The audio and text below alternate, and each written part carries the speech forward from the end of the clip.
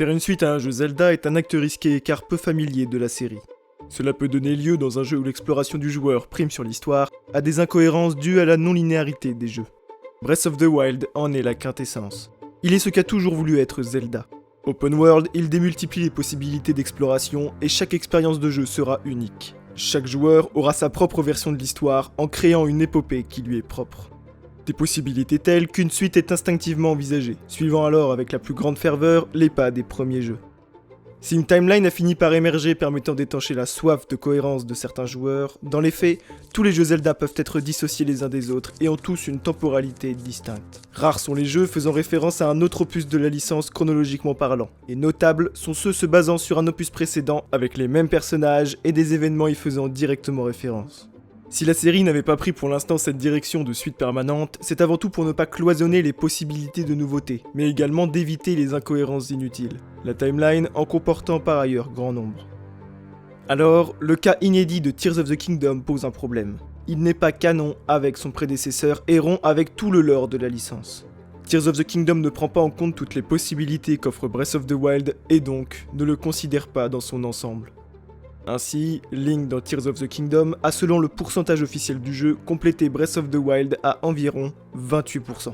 Cela s'explique par des choix scénaristiques, des contraintes d'accessibilité et de logique.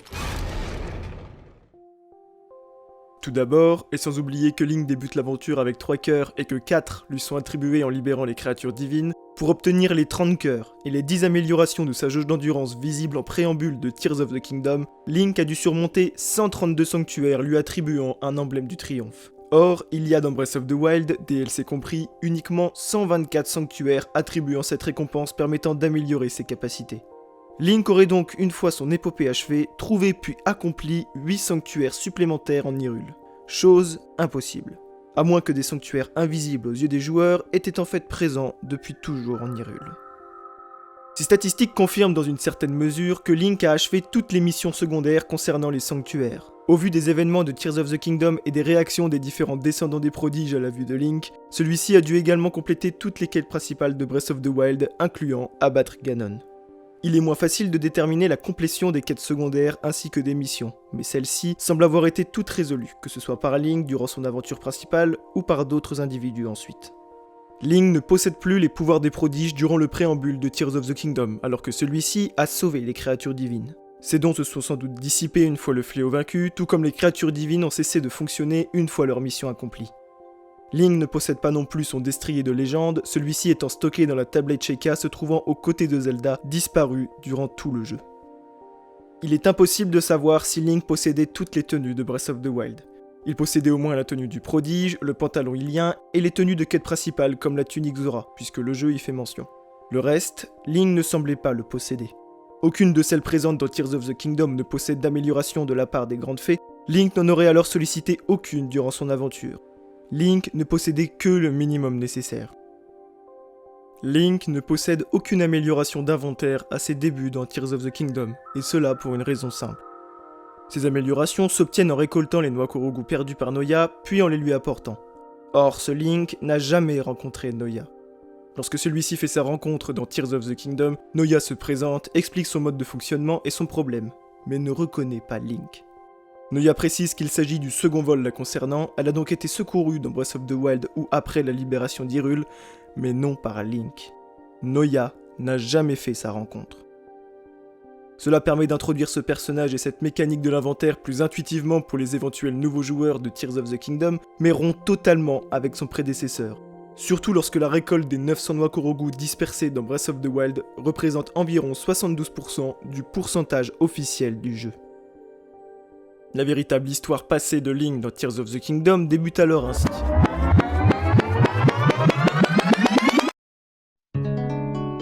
Link est réveillé par Zelda au sanctuaire de la Renaissance, récupère la tablette Sheikah. Il sort, débloque les tours Sheikah, effectue les 4 sanctuaires et obtient la paravoile. Il part ensuite en direction de Kokoriko, puis va délivrer les 4 créatures divines corrompues par Ganon. Il ira entre-temps récupérer l'épée de légende dans la forêt Korogu et effectuera tous les sanctuaires, tout cela avec le minimum d'équipement nécessaire. Il surmonte également les épreuves de Mistiosa avant de combattre le fléau, libère Hyrule, puis effectue 8 nouveaux sanctuaires et aide le reste de la population en résolvant les différents problèmes d'Hyrule. Puis un jour, Zelda remarque une étrange substance venant des tréfonds d'Hyrule qui infeste les villageois. Elle décide de partir en expédition avec l'aide de Link. On remarque alors une chose. Tears of the Kingdom n'est pas là pour étoffer le lore de la licence Zelda. Même s'il y fait référence pour faire plaisir aux fans, ce Zelda n'a pas la prétention d'être un incontournable de la saga, mais une référence dans l'industrie. Il veut simplement repousser les limites de la sous-licence créée par Breath of the Wild. Pour cela, le plus évident était de créer une suite pour achever ses pulsions créatives, mais cela au détriment de la cohérence scénaristique. Ils rompt d'ailleurs avec l'entièreté de la licence, puisque la création d'Hyrule y est ici revisitée en comparaison à Skyward Sword. Les développeurs laissent alors croire qu'une cohérence existe, mais qu'il manque des éléments aux joueurs pour la comprendre. Que l'absence de technologie Sheikah dans la suite de Breath of the Wild dans laquelle elle était prédominante se justifie par une disparition soudaine dont ils n'ont même pas d'explication. Les créateurs de ce monde n'ont même pas songé à des explications satisfaisantes et cohérentes à leur univers durant la création de cette suite pour intégrer Tears of the Kingdom à la saga. Parce que ce n'est pas son but. Tears of the Kingdom n'est pas la suite complète et entière de Breath of the Wild. Il est la suite spirituelle d'une possible aventure vécue par Link, lui permettant d'étoffer le gameplay d'une révolution du jeu vidéo, comme jamais il n'aurait pu le faire avec un effort de cohérence. Je n'aime pas accorder trop d'importance à la chronologie de la série, car cela peut nous enfermer et limiter la portée de l'histoire. Il est préférable que les gens l'interprètent par eux-mêmes. Ces mots sont ceux du producteur de Zelda, Eiji Aonuma. Ces paroles font écho à son désintérêt d'un retour en arrière pour la licence. Si Breath of the Wild marquait un tournant dans l'industrie du jeu vidéo, Tears of the Kingdom marque un tournant dans la série Zelda.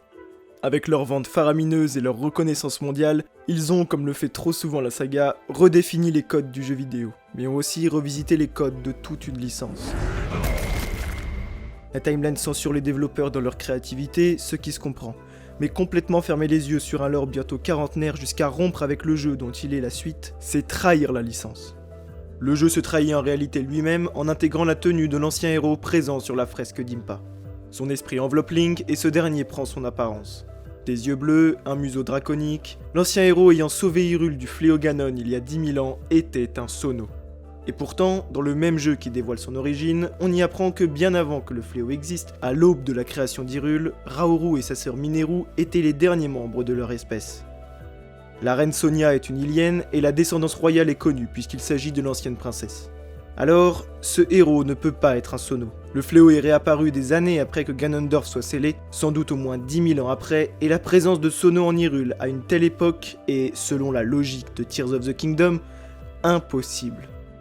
La priorité n'est plus au lore, mais Nintendo voulant à tout prix en rajouter pour surprendre les joueurs, quitte à briser toute connexion entre événements qui relient le monde d'un seul et même jeu, finit par en dénaturer l'univers, ce qui est regrettable pour un éditeur connu pour son sens pointilleux du détail.